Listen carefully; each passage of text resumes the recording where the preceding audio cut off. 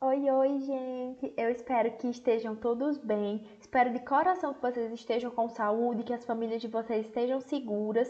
Infelizmente, a pandemia deu uma piorada, né, nesses últimos dias e nós vivemos um período de incerteza quanto às práticas. Eu fico triste, mas ao mesmo tempo sei que essa situação é necessária, que nós precisamos ficar em casa para tentar diminuir o contágio, né, as taxas de transmissibilidade.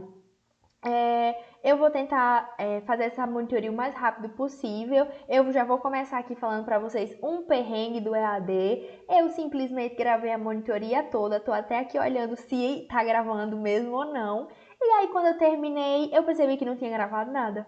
Fiquei arrasada, mas acontece, né? Me senti muito youtuber, aquelas que ficam gravando vlog por aí e no final diz: ai meu Deus, minha câmera não gravou nada. Fui eu agora. Só que numa monitoria, né? Então, já vou dizendo, por favor, valorize aí a monitora, deixa um like, se inscreva no canal. Mas brincadeiras à parte, hoje a gente vai falar um pouquinho sobre relato de caso e a gente sabe que esse estudo, ele é muito comum na área da saúde, ele é muito comum para nós da medicina, porque temos um acesso mais fácil a prontuário, contato com o paciente. Então, além disso, não segue um rigor tão robusto como alguns outros estudos, como artigos originais. Então, acaba sendo um pouco mais fácil de ser enviado para eventos, de ser enviado para revistas e para fazer o próprio TCC. A agenda da nossa apresentação de hoje, ela vai trazer um pouquinho das definições, eita, da aplicabilidade, das limitações desse tipo de estudo e um passo a passo que eu sei que é a parte que vocês mais buscam, que vocês mais gostam. E aí, falando um pouquinho sobre as definições. É realmente um método abrangente que representa uma investigação empírica e tem uma lógica de planejamento, coleta e análise de dados. É um tipo de estudo mais simples, menos complexo de fato, só que ele segue um rigor metodológico, um rigor científico que enquadra-se como evidência científica, né? Então, é necessário que seja seguido esse rigor. E aí vem aquela pergunta de US$ 1 milhão. Todo relato de caso precisa passar pelo Comitê de Ética e Pesquisa, pelo CEP? E aí a resposta é sim, precisa. A CONEP, que é a Comissão Nacional de Ética em Pesquisa, ela preconiza que todos os relatos de caso eles passem por um Comitê de Ética em Pesquisa. E aí isso é determinado pela resolução da Carta Circular número 166 de 2018, que também versa sobre os tópicos necessários no relato, que eu vou falar um pouquinho para vocês no passo a passo. E aí, por que existe essa necessidade de passagem pelo CEP?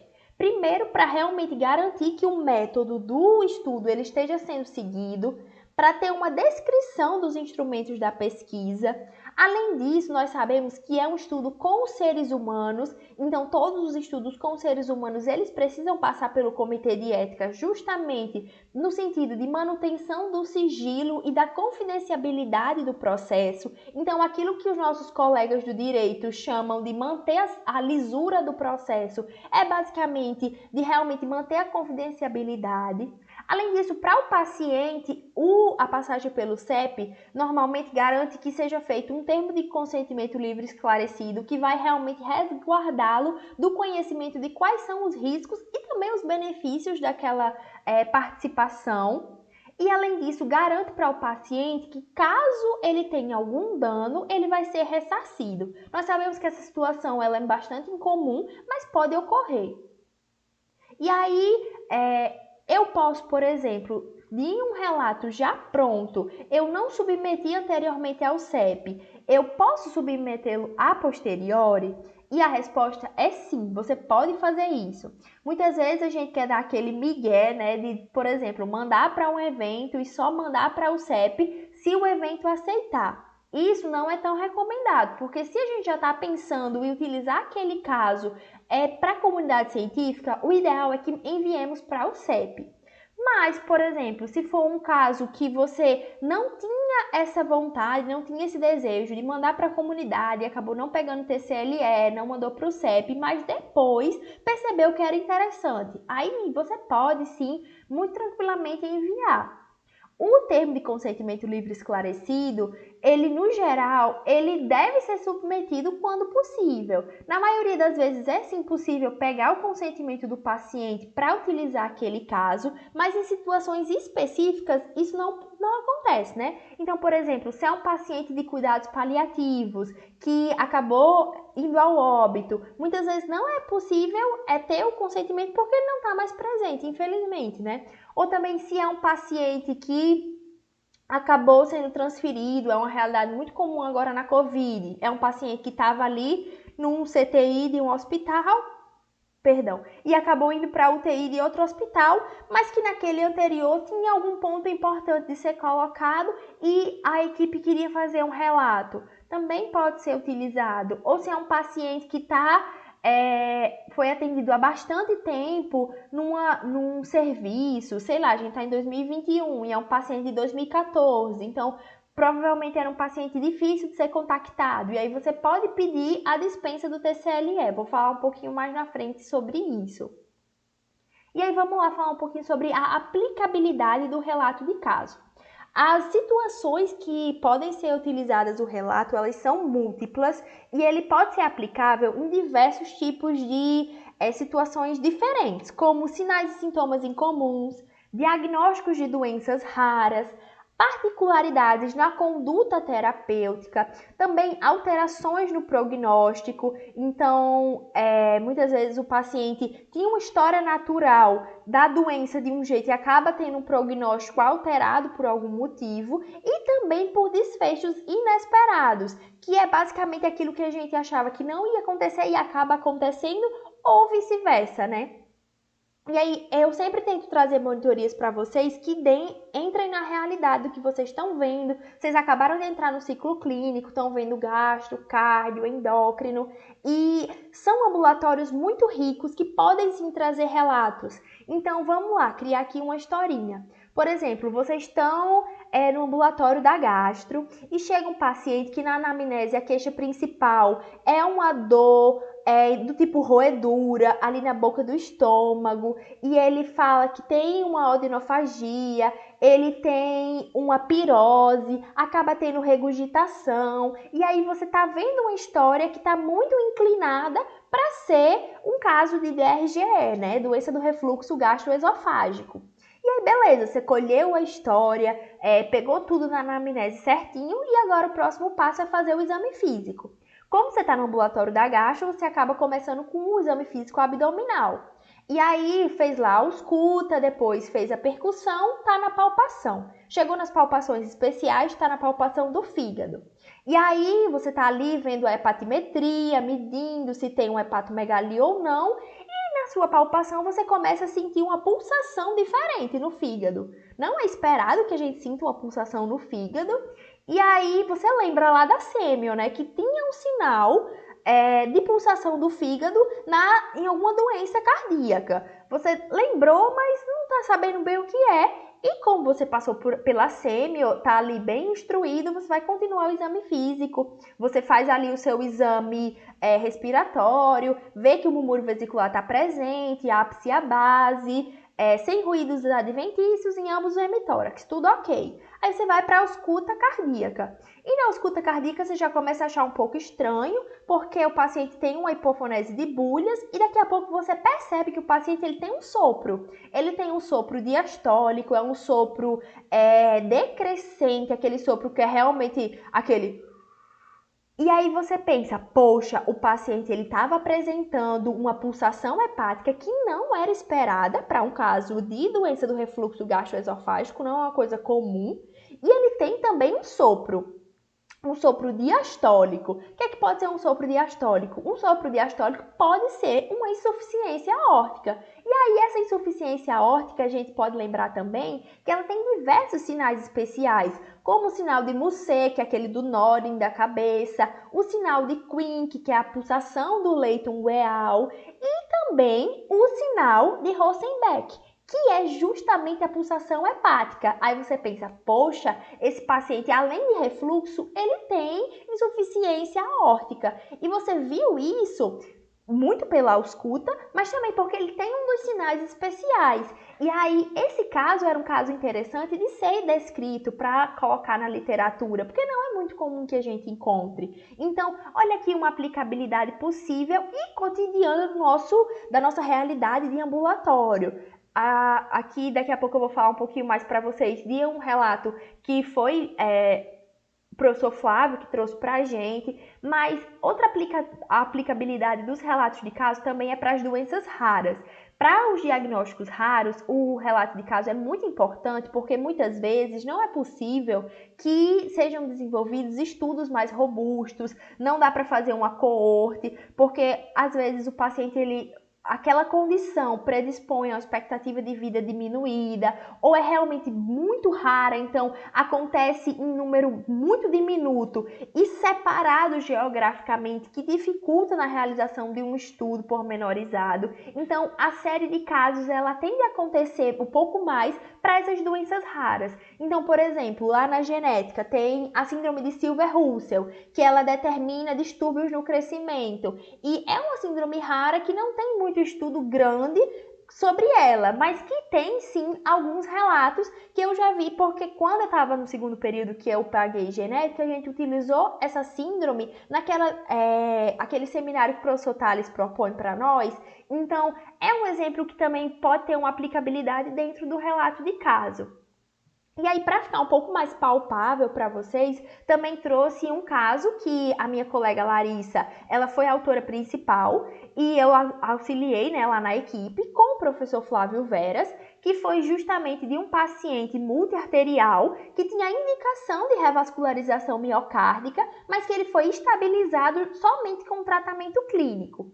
E aí, para situar um pouquinho vocês do que foi que aconteceu. Esse caso ele foi particular porque o seu prognóstico ele não evoluiu como esperado, evoluiu de uma maneira muito melhor, né? E o que foi que aconteceu? Esse paciente ele tinha um Supra e aí ele foi para um Supra de segmento ST, né? Eu tô falando assim de uma maneira bem fácil para vocês entenderem porque vocês estão pagando isso agora, então acho que não deve ficar complicado, mas qualquer coisa podem falar comigo que eu explico com mais calma. E ele passou pelo cateterismo. E quando foi no CAT, foi visto que o paciente ele tinha oclusão multiarterial. Ele tinha oclusão de descendente anterior, ele tinha oclusão de descendente posterior, de coronária direita, coronária esquerda. A coronária esquerda, inclusive, ela estava 80% ocluída. Só que por uma situação hemodinâmica, o paciente ele não poderia passar pela revascularização miocárdica ali, naquele momento, apesar de ser indicada para ele. E a situação foi que o paciente ele tinha também hipertensão e diabetes e não estava com tratamento otimizado para essas patologias.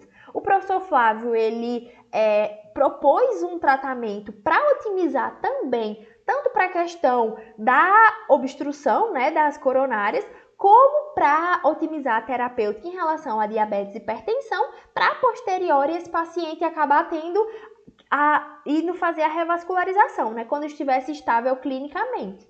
E o ponto foi que no final ele não precisou mais proceder com a revascularização, porque somente o tratamento clínico regrediu com esse quadro, o que não era muito esperado. Então aqui a gente vê também outro caso que foi interessante na literatura e foi aprovado em um evento. Trouxe para vocês para trazer realmente mais para perto da nossa realidade.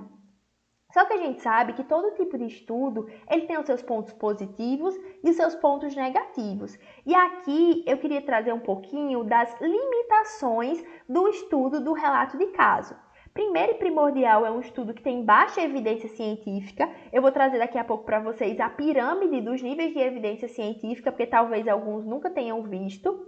Também é um estudo que tem uma ausência de amostragem representativa, então muitas vezes é só com um paciente, com 3 pacientes, e isso não pode ser algo estabilizado para a população no geral, porque é um N muito pequeno.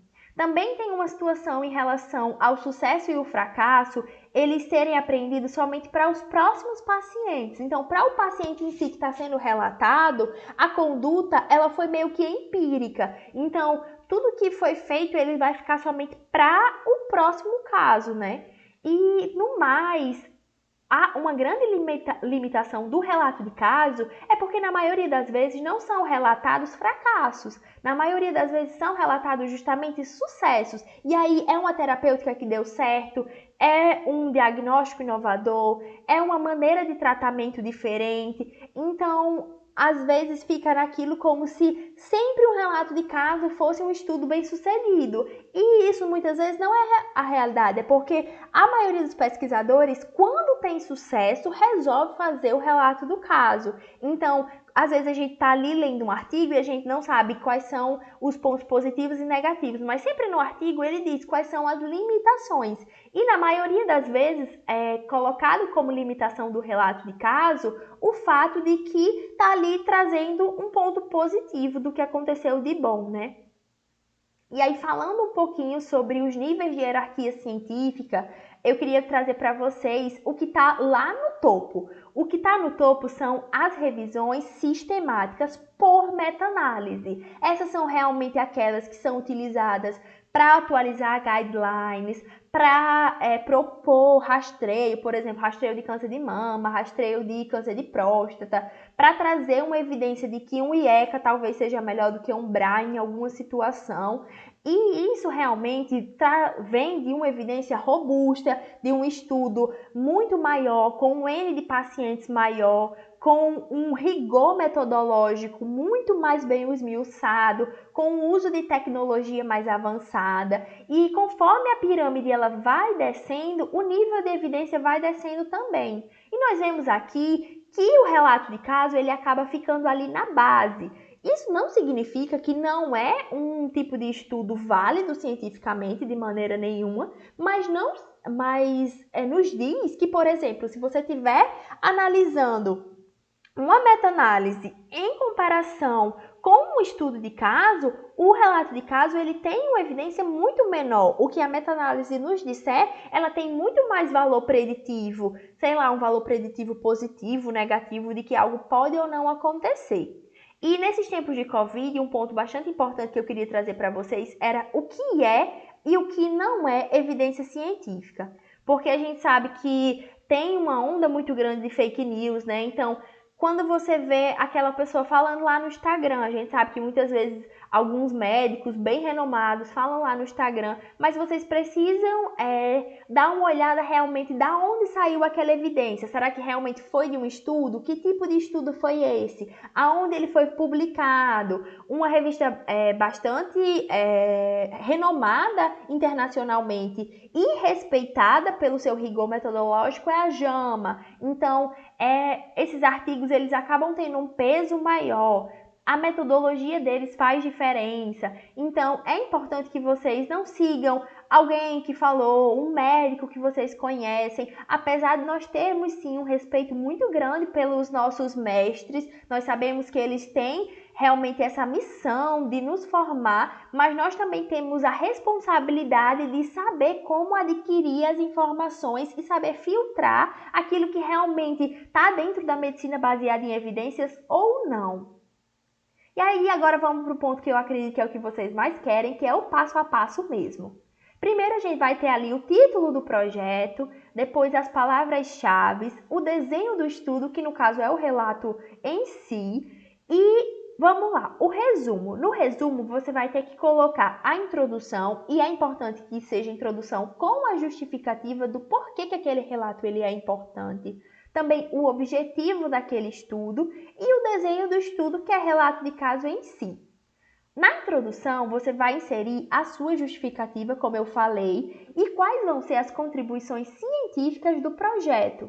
Muitas vezes o relato de caso ele é feito ali um relato em concomitância com uma revisão da literatura, para justamente trazer aquilo que a literatura está colocando como importante naquele tópico, à luz do que foi visto no paciente, naquela situação específica. Além disso, no CEP nós sabemos que lá na plataforma Brasil tem as hipóteses. Nesse caso, vocês vão colocar que não se aplica porque não é um estudo prospectivo. Vai colocar também o objetivo geral, objetivos específicos, a metodologia proposta, que é justamente como vai ser essa coleta de dados, se vai ser utilizado um questionário validado, se vai ser feito um questionário adaptado, se vai ser feito uma análise de prontuários gerais, enfim, a metodologia proposta, os riscos e os benefícios que o paciente ele vai estar exposto e a metodologia da análise de dados. Esse ponto eu achei importante trazer em separado para vocês, porque nesse item a gente não vai descrever, por exemplo, como fazemos nos estudos originais, de dizer qual vai ser o programa utilizado para fazer análise da bioestatística. Aqui a gente não vai falar no SPSS, a gente não vai falar do estatística. Aqui nós vamos realmente falar como vão ser descritos as particularidades do caso, como vão ser relatadas. Então, por exemplo, se é um paciente lá da reumato, paciente fibromialgia, que tem uma síndrome álgica crônica, você vai lá especificar na metodologia que vai estar descrevendo sobre frequência da dor, sobre incidência maior da dor em alguns pontos, aqueles tender points lá da classificação antiga, né? Então, é realmente falar um pouquinho sobre as particularidades do relato. Também temos o desfecho primário, e aqui realmente é descrever o fim da variável de interesse, e o desfecho secundário. Na maioria das vezes, o desfecho secundário acaba sendo o grau de satisfação do paciente em relação à terapêutica, por exemplo, ao desfecho primário, ao que aconteceu de bom. Às vezes é um paciente que, infelizmente, ele faleceu e é a família que vai estar ali trazendo um desfecho secundário. Mas isso é visto realmente de acordo com o caso. Além disso, tem que se ver o tamanho da amostra. Aqui nesse ponto eu acho importante frisar para vocês a diferença entre a amostra de relato, que é um paciente, e de série de casos. Sempre que você tiver 2 ou mais pacientes, você está fazendo uma série de casos e não um relato. Também falar se haverá uma fonte secundária de pesquisa. Então, quando, por exemplo, você vai pegar um prontuário já escrito, ali vai ser uma base, sim, secundária. E isso vai ter que estar bem colocado na sua metodologia. Além disso, quanto é o número de indivíduos recrutados, porque a gente sabe que, por exemplo, numa série de casos, nem todos os indivíduos recrutados eles vão fazer parte, de fato, da amostra. E também se o estudo é multicêntrico. Nessa parte de estudo multicêntrico, um ponto importante que eu queria trazer para vocês era em relação ao que de fato é um estudo multicêntrico. Então vamos pegar a nossa realidade do curso de medicina da UERN. Se a gente for fazer um estudo de relato de caso em parceria com alguém da FAEM, lá da enfermagem, isso não se caracteriza como um estudo multicêntrico. Por quê? Porque está dentro da nossa instituição, está dentro da nossa universidade. Mas, em contrapartida, se for, por exemplo, um caso que foi lá no Tarcísio, atendido por internos da UERN e da UFESA, e esses alunos das duas instituições, eles querem escrever o relato. E aí sim, isso vai ser caracterizado como um estudo multicêntrico. Eu espero que tenha dado para entender. Aqui, como não é ao vivo, qualquer dúvida que vocês tiverem, podem falar. Além disso, você vai colocar se está propondo uma dispensa de TCLE, como eu falei para vocês, existem algumas situações que não é possível pegar um TCLE. Então, aqui você vai precisar descrever para o CEP qual é a justificativa do porquê você não vai pegar o termo de consentimento livre e esclarecido do paciente em questão. E aí o CEP vai realmente avaliar e os pareceristas vão dizer se vão estar achando válido ou não aquela dispensa. Também falar se vai haver retenção de amostras, isso vai variar caso a caso. Caso haja retenção de amostras, é necessário colocar onde vai ser guardada a amostra, quem vai ser responsável. No geral, não é guardada a amostra, mas caso seja feito, tem que seguir essa pormenorização.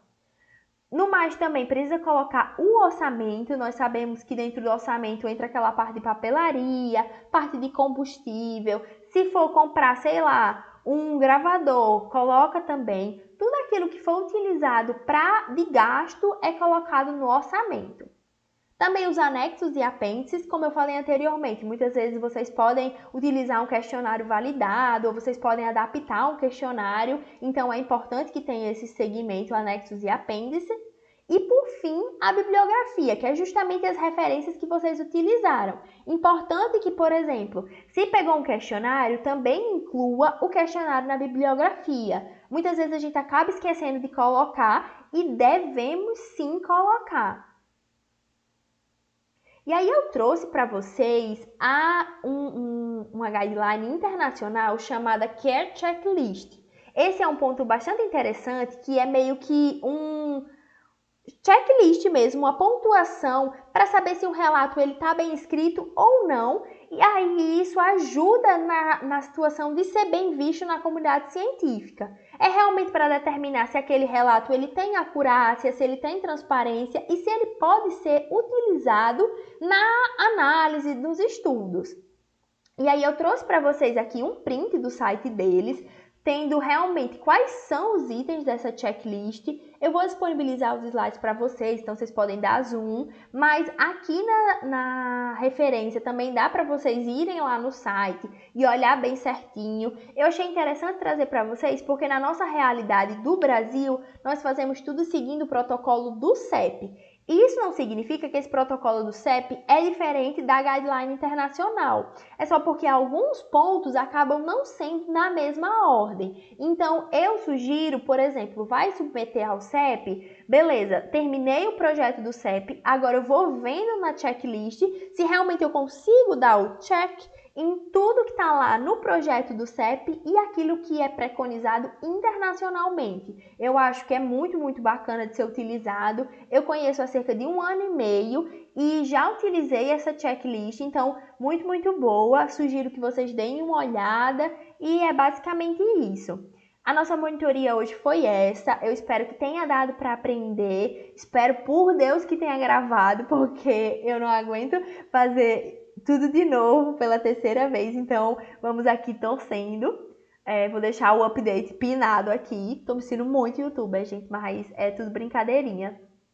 E muito bacana o que aconteceu há umas 2 semanas. Uma colega de vocês, ela me mandou o TCC dela para eu dar uma olhada, ver se era aquilo mesmo, a pegada, antes de enviar para a professora. Eu achei muito bacana mesmo, porque eu me senti útil, eu pude realmente estar mais perto, ajudando. E vocês podem ter certeza que se precisarem de mim, podem contar, podem mandar mensagem, podem mandar e-mail. Eu falei da outra vez, né? Às vezes eu acabo demorando um pouquinho para responder no WhatsApp, mas eu ajudo. E aí, essa colega de vocês, eu tô citando o exemplo porque eu achei o tema fantástico dela, que foi de manifestações cutâneas, manifestações dermatológicas da Covid-19. E aí, é uma colega que disse que gostava da dermato e que viu essa demanda por causa da pandemia. Então, eu achei interessantíssimo. Se vocês não tiverem muito perdidos, não sabem o que fazer de projeto de TCC, podem conversar comigo, que a gente pode ir vendo um recorte dentro de alguma área que vocês gostem, ou de fazer um relato, conversar com algum professor, que alguns deles às vezes já têm o relato, estão só esperando alguém para escrever lá e tal. Então, é basicamente isso. Vocês podem contar comigo, se precisarem de qualquer coisa, podem mandar uma mensagem no Zap, podem mandar e-mail. Muito obrigada pela atenção de todos. Espero que tenha ficado tudo claro. Se tiver alguma coisa também para eu tentar melhorar para as próximas monitorias, podem falar comigo. E tchau, tchau, gente. Beijo para todos. Obrigada.